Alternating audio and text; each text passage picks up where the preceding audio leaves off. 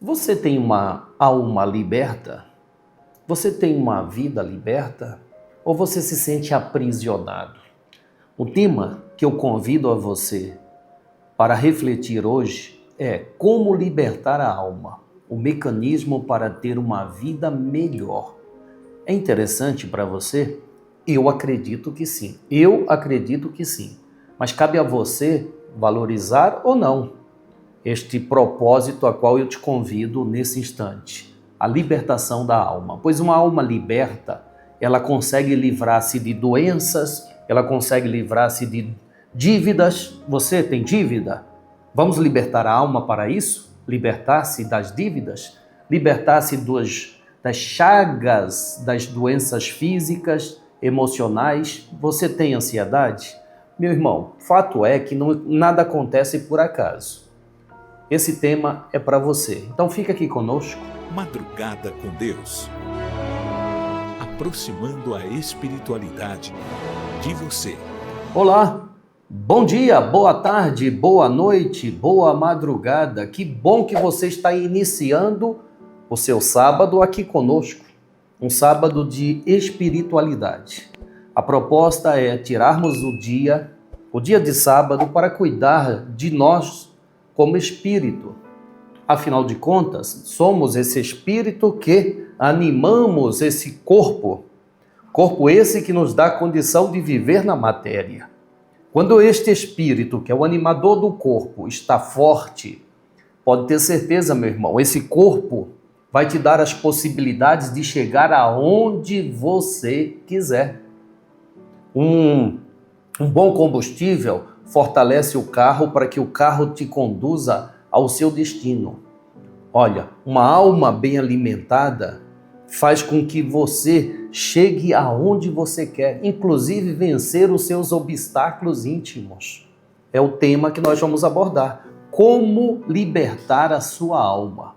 Um mecanismo para ter uma vida melhor. Bezerra de Menezes estará aqui conosco neste dia, ajudando aquele que se dá a oportunidade de receber essa assistência espiritual.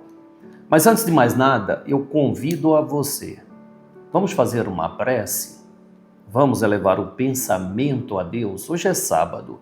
Sabe que sábado é o dia em que tiramos para comungar a nossa fé, para nos tornarmos mais ligados a Deus, para sair da rotina de responsabilidades e preocupações com a parte material de nossa vida. Por que não, num dia da semana, tirar para cuidar de nós como espírito? Esta é a proposta. Então, eu te convido, vamos fazer a prece, vamos manter essa conexão com o mundo espiritual, vamos nos religar à nossa origem. Afinal de contas, todos nós somos espíritos, vivendo essa experiência da vida carnal. E como espíritos, Senhor, desejamos que não nos falte a força espiritual, que significa a fé, força espiritual, para lidar com todo e qualquer problema que surgir em nossa vida. Pois estes problemas nunca serão maiores do que nós. Problema passa. Nós, como espíritos, somos eternos. E assim, Senhor, nós dizemos: Pai nosso que estais nos céus, na luz dos sóis infinitos, Pai de todos os aflitos, neste mundo de escarcéus, santificado, Senhor, seja o teu nome sublime, que em todo o universo exprime concórdia, ternura e amor. Venha ao nosso coração o teu reino de bondade, de paz, de claridade, na estrada da redenção. Cumpra-se o teu mandamento, que não vacila nem erra, nos céus como em toda a terra, de luta e de sofrimento. evita-nos todo o mal. Dai-nos o pão no caminho, feito na luz, no carinho do pão espiritual. Perdoa-nos, meu Senhor, os débitos tenebrosos, de passados escabrosos, de iniquidade e de dor.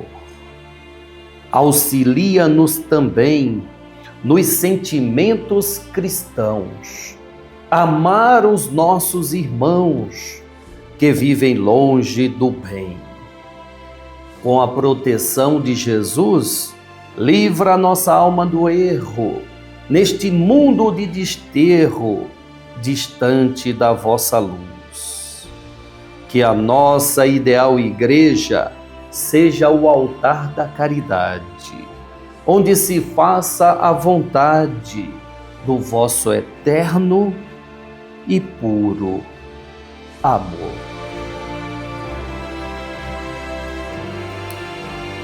Que assim seja. Amém, amém, amém. Graças a Deus, graças a Deus. Eu acredito no poder da prece. Eu acredito que toda ação gera uma reação. E você fazer uma prece é uma ação de comunicação com a força mantenedora da vida, criadora e mantenedora da vida. Deus é esta força que criou a vida e faz com que ela exista com o único propósito: evoluir, conquistar. Eu penso que a vida é como o relógio. Ela está sempre indo à frente, sempre indo à frente. O relógio nunca volta, ele está sempre indo adiante. Como a vida não volta, ela vai adiante. Ela vai sempre se renovando, sempre agregando forças, sempre agregando conhecimento. Ora, a humanidade hoje está num processo de desenvolvimento tecnológico impressionante. Caramba, esse tal de IA, inteligência artificial, hoje nos ajuda para tudo. Você quer saber de uma coisa, você chega lá na IA, isso. E esse IA te ajuda. Quem quer estudar então, a IA é uma mão na roda, pois ela te ajuda a filtrar aquilo que não é bom e trazer aquilo que você está procurando. Enfim, a tecnologia hoje ela está avançadíssima. Mas aí eu te pergunto, será que nós, seres humanos, avançamos humanamente como avançamos na tecnologia? Será que a nossa área urbana, espiritual, caridosa, evoluiu tanto quanto a área tecnológica? A vida nos oferece diariamente a oportunidade de recomeçar. O irmão Bezerra de Menezes nos recorda que, sem humildade e sem caridade, a jornada se torna muito mais densa, muito mais pesada. A caridade, olha que coisa, o que diz Bezerra de Menezes, a caridade é o oxigênio da alma. A caridade é o oxigênio da alma, que purifica a mente e devolve esperança aos corações desesperados.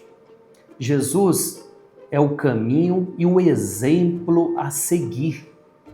Quem com ele caminha, não divide, mas não se divide mesmo, não julga, mas acolhe a todos os necessitados. Hoje, temos diante de nós a oportunidade divina de recomeçar, praticar a caridade e libertar-se do mal. Você topa? As palavras de Bezerra de Menezes nos ajudam. Sem humildade, sem a caridade tão imprescindível para os nossos dias, a fim de que esta jornada seja a melhor de todas as outras que já tivemos. Pois o exercício do qual Cristo nos convida, a caridade, a expansão da fraternidade, faz com que o mundo, o seu mundo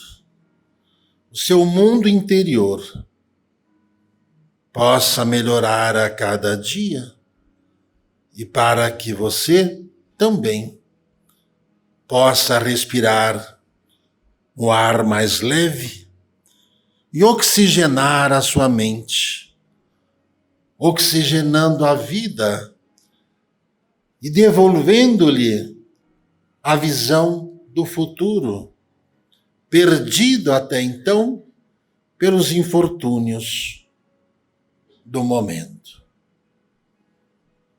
Amados irmãos,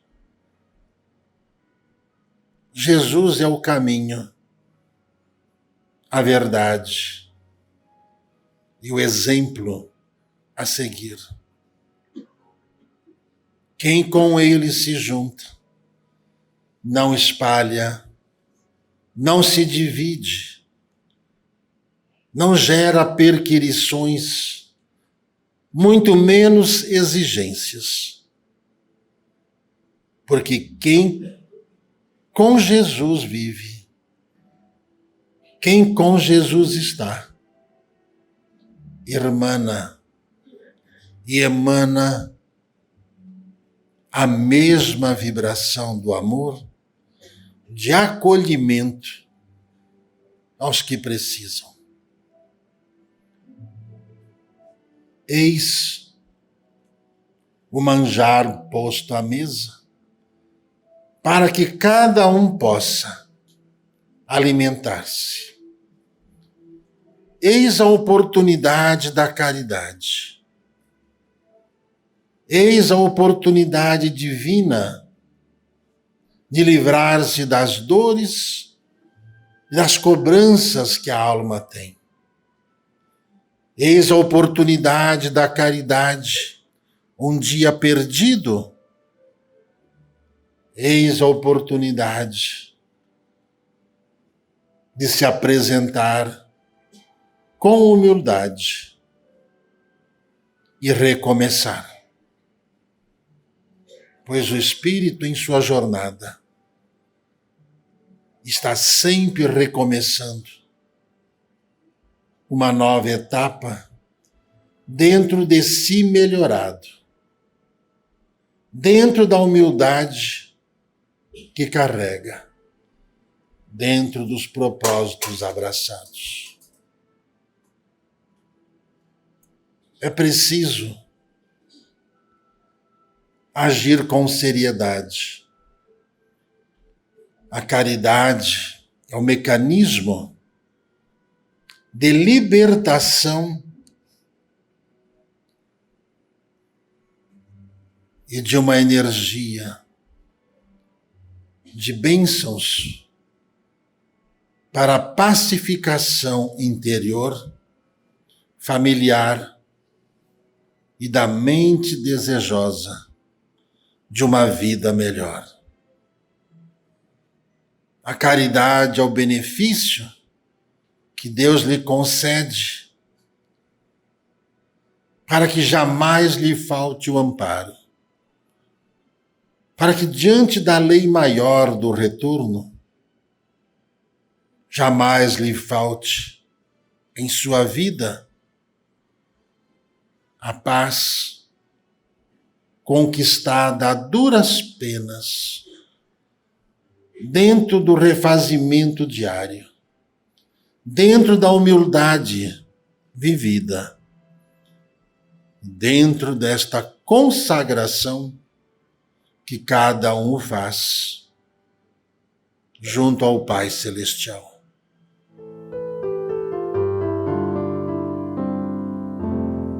Obrigado, irmão espiritual Bezerra de Menezes. Muitíssimo obrigado. Muitíssimo mesmo. Você sabe que você sente o acolhimento, você sente a caridade, você sente o amor pelas palavras? Você percebe isso? Deixa eu te perguntar isso, me permite? Você percebe quando a pessoa ela fala amorosamente, mesmo que as falas sejam firmes, fortes, enérgicas, mas quando tem amor, você percebe? Percebe? Quando a pessoa não tem amor, as palavras saem rancorosas, ríspidas. São palavras que entram nos ouvidos, mas que irrita, sabe? Que não nos faz bem.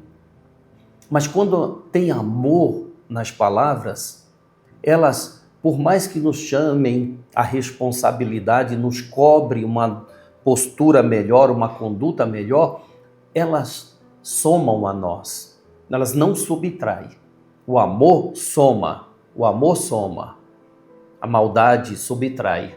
Então, a gente vê nas palavras, a gente sente nas palavras de Bezerra de Menezes esse amor. Quando ele fala da caridade, a caridade é um mecanismo. Quando ele fala que a caridade é um mecanismo de libertação e de uma energia de bênção para a purificação, ele coloca tanto sentimento que você vê que, de fato, ele é um ser caridoso. A caridade é a bênção de Deus. Olha que coisa, olha como nos esclarece Bezerra de Menezes. Olha a visão que ele tem da caridade. A caridade é uma bênção de Deus que nos concede para que jamais falte o amparo que desejamos. Diante da lei maior do retorno, jamais lhe falte em sua vida a paz conquistada a duras penas dentro do refazimento diário, dentro da humildade vivida. Poxa! Então, a gente entende que caridade é uma atitude de amor que traz para a sua vida algo de muito maior.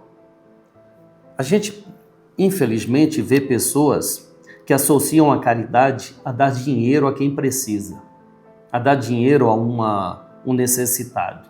Olha, vou dar o exemplo do caridoso Cristo Jesus. Vamos buscar o exemplo do caridoso Cristo Jesus. Jesus, quando aquela multidão buscava ele via que a maioria precisava comer, precisava de pão, quer dizer, alimentos materiais. Ele não deixava sem.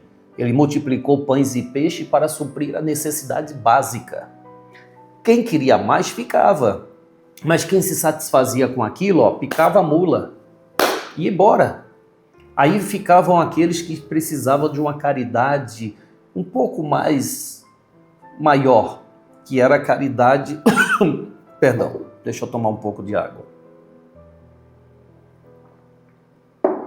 A caridade que iria curar as chagas, as doenças, os males físicos.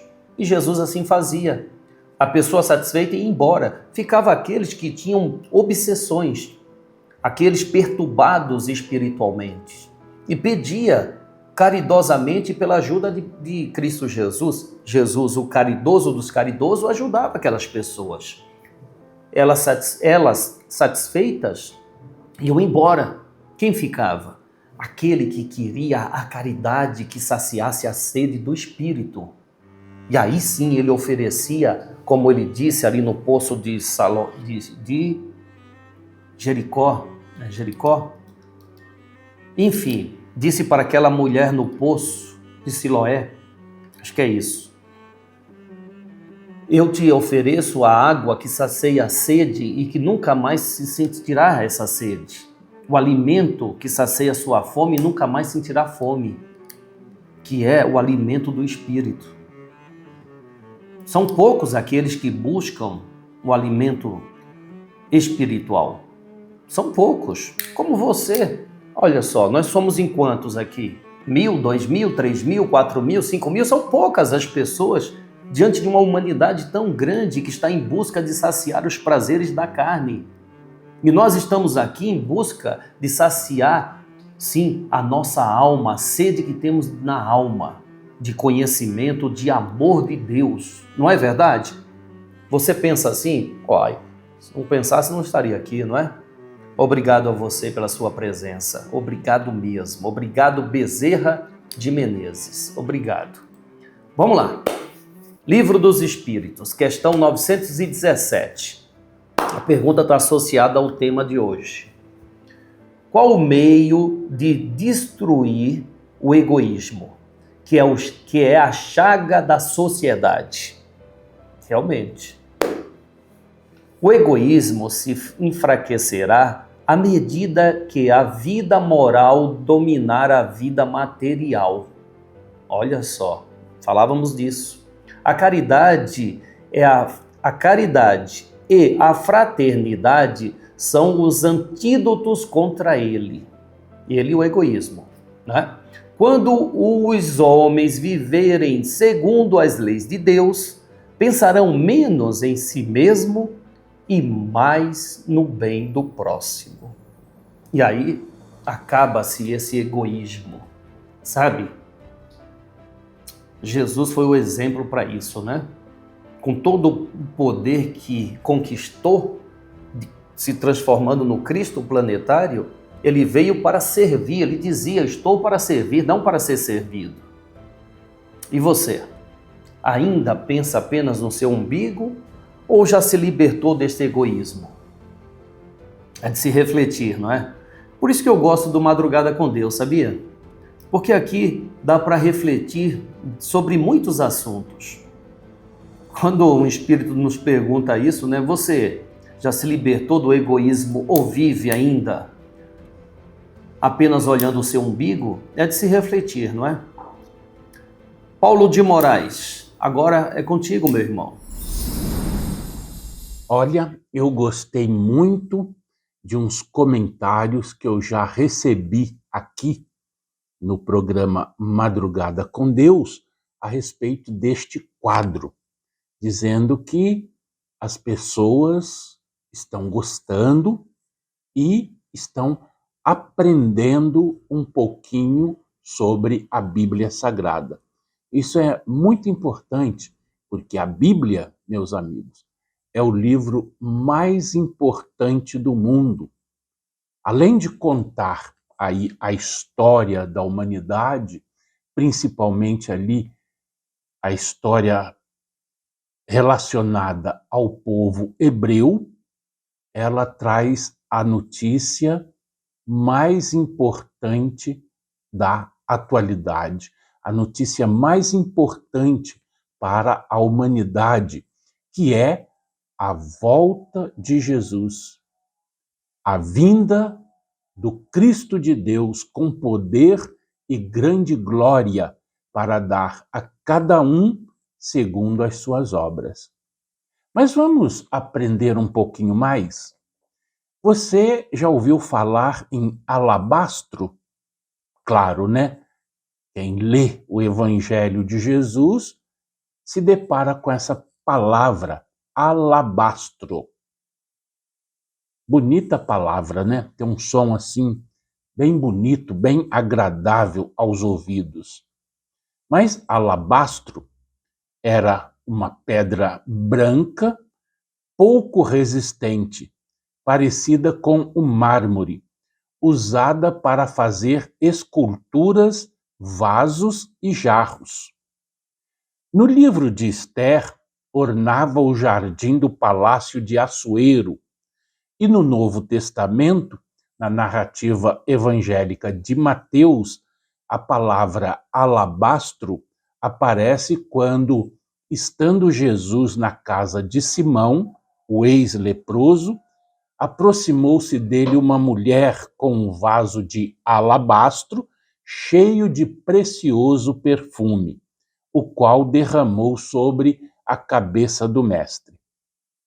Na ocasião, diante da indignação dos discípulos, que pensavam que aquele bálsamo poderia ser vendido por muito dinheiro para que se desse esse valor aos pobres, Jesus afirma que aquela mulher praticara uma ação boa para com ele, porque os pobres sempre haverá no mundo, mas ele, Jesus, não estaria sempre no mundo.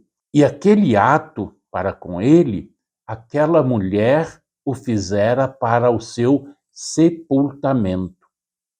Era Jesus anunciando aí a sua morte.